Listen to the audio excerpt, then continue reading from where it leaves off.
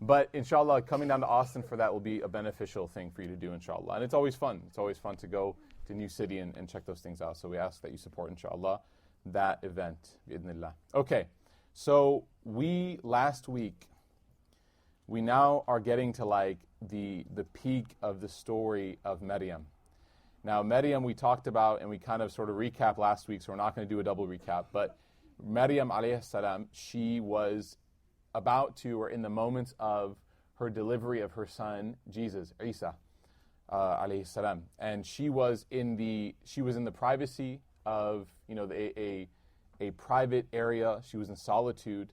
And when she conceived Isa, when she was told that she was going to have this son, she lived through this news with shock, and she lived through this report with almost like this disbelief. And she was told that this is the will of Allah, and this is how things work sometimes. So we took some lessons there. We talked about how not everything that we understand, or not everything that we experience in life, we're going to understand completely, right? There's some aspects to this thing called life that we're all experiencing that are not interpreted or not decodable by our minds. And that's a point of humility that we just have to accept. A lot of times people abandon faith because of the inability to decode why what is happening to them is happening to them. But you see that Allah subhanahu wa ta'ala did not spare those that He loved, prophets and notable people from the Quran. He didn't spare them from these moments of confusion. In fact, they went through these moments so that when we look at the stories that they went through, we can somehow relate to the fact that they went through it, we're also going through it. So Maryam alayhi salam was going through this. And at the moment of childbirth, that's kind of where I wanted to make sure that we at least got to that point last time, but we're going to do a little recap. At the moment of childbirth, when she was delivering Isa, there were some interesting moments that happened, right? So the first is that she ran to this palm tree, right? She ran to this tree, this like stable forest, or this stable tree. The trunk of a palm tree is a very strong entity. And she said that I wish that ya laytani mittu qabla hadha, that I wish that I was dead before this.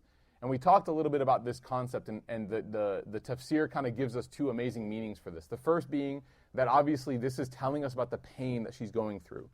A lot of times we think that miracles are going to be like painless, right? We assume that like if something's miraculous, that it's going to be something super easy and super simple. We assume that it's going to be super easy and super simple.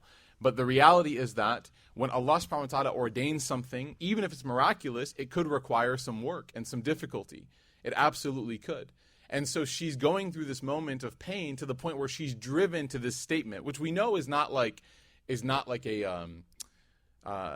statement that Islam would encourage people to make. You don't find a hadith or a teaching where the Prophet sallallahu alaihi wasallam says like, go walk around and like wish yourself death. In fact, we find the Prophet sallallahu alaihi wasallam actually in the Sahih hadith says what? That you should not wish death upon yourself. That you shouldn't, right? Nor other people. So this whole kill yourself thing, like don't say that, right? It goes against the sunnah of the Prophet sallallahu alaihi wasallam, and it's also incredibly hurtful. And so when she says this, we know that from an Islamic ethos, it's like not an ideal thing to say, but she says it because she's human. Life can be tough. It can drive us to points where we wish that we were not in existence, and Maryam is proof of this. But the second understanding that some of the tafsir brings of this is very powerful. And that is what we talked about last time, but I'm going to go over it just quickly again. Maryam comes from a noble family, a noble, pious family, meaning that she represents something more than herself. And everybody here, I mean, like we talk about this sometimes, this notion that sometimes, your parents or even your community might put upon you. They might say like, you represent more than yourself. And this we see, all right, as maybe like Western living or perhaps Western-born individuals, we see this as being like an ultra-traditional, super conservative, like heritage-oriented thing.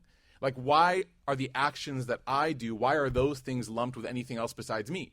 I shouldn't be held to account, right? Or I'm sorry, other people should not be held to account for things that I do. This is like a very like Western secular mindset, right? Because ultimately secularism, the goal of it is to put us all in such individual existences that we don't understand and see how we can impact one another. The Prophet ﷺ actually said that when we do something, when we commit a sin, when I commit a sin, Abdurrahman Murphy, when I commit a sin, the impact of that sin can actually extend beyond me to other people around me. Meaning that like as a father, as a husband, as a son, as a friend, as a community member, as a person who has people in his life, when I sin, have to be cognizant of the fact that even though I'm the only one that's going to be asked about that sin, like when I sin, Mubarak's not on the day of judgment, Allah's not going to ask Mubarak, why did Abdurrahman? That's what Allah was saying when he said that a person's not going to be asked, وَلَا تَزِرُ وَازِرَةٌ وِزْرَ أُخْرَى, that no one's in charge of anyone else's decisions. So Mubarak's not in charge of my decisions, but our friendship can take a hit. If I continuously sin, Imam Ghazali actually said when two friends fight, he goes, they both need to pull themselves aside and ask, what are we doing? What kind of sins are we committing? Because that barakah that we need in order for life to go smoothly, that barakah, the pipeline starts to get suffocated when I start to disobey Allah. When I miss my fajr, when I stop doing things correctly, when I stop doing things according to Allah, that pipeline of barakah, which smooths out my life. Barakah means what? Allah gives you more for less. All of your stuff, it just goes smooth, right? That barakah starts to get tightened a little bit. So the idea is that when I commit a sin, I have to think about the impact that sin is going to have, not only on me, but the people around me. How many of you ever grew up and anybody ever told you, whether it's your parents or family or anybody, that if you do this, what are people going to think? I mean, this is like Hassan Minhaj's like his whole his moment, right? Like his top 10, like lo kya kahenge, right? That's like his thing, right? For the Arabs here, just laugh, right? So it basically, the statement he says is like, what will people say? And this is something that is a common, I don't know, like my mom never said that to me in Arabic, so I don't know what the Arabic equivalent is, but like basically it's like, maybe like, what will people say, right? Like that might be it. But that's the Arabic equivalent, right? It was a really funny joke I got today on WhatsApp. It's probably the only time it's ever been said. So I got a WhatsApp forward. It was really funny. It was how Arabs say the names of states. Just look it up on Google. I can't say it here. It's being recorded and everything, and I'm like an imam and stuff, but you have to look it up. It's hilarious, right? It's really funny. So the point I'm trying to make is that statement of like, what will people say, is not completely like out of this world. It's not something that's like so ridiculous and so absurd. No.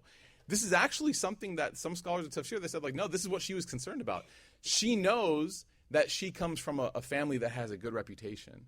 And she's aware that the actions that I do, like some people might have to answer for those actions. And by the way, even though we might feel like that's kind of weird and a little bit Eastern and kind of primitive and that's not modern, we admit to this all the time. Like people are guilty by association all the time. Whether it's logical or not, they just are. I mean, look at the family of the president, right? Like, obviously, they're culpable for a lot of things, but the reality is that just by having his last name, like, bye, right? If someone walks in like, I'm a Trump, or like, get out. It doesn't matter what a person might think of that person. Why? Because the association is heavy. And so when I commit a sin, Imam Ghazali actually talks about this. He says, like, the first thing you should think about when you're tempted to sin is, like, yourself. Like, what's this going to do to me? He says, then if that's not enough, then you should start to think about, well, what's this going to do for, like, for example, like, my rizq. Like, first is akhirah, then you think about this life. Then he says, if that doesn't even motivate you to stop, think about the people in your life that it's going to impact. If I lie right now, if I cheat right now, if I steal right now, if I do these sins right now, like, what will people think about me? What will my family think if they find out? That's obviously not the best way to stop yourself, but he says that's like the last line of defense. So she says, as a result of this heavy responsibility, that instead of going through this shame of my family that they're going to receive, Ya laytani mittu qabla hadha. I wish that I just died. Like, I would rather have my life end than put my family through the shame that they're going to go through. Like, she was so concerned about that. And that is one of the reasons why she's super noble. Because she thought more about others than even herself. It's one of the most powerful points of this. And she says, وَكُنْتُ نَسْيًا مَنْسِيًا. And I wish that I could have just been forgotten before I even ever existed, right? That I was never anything even to be remembered, right? So then we talked about this last time.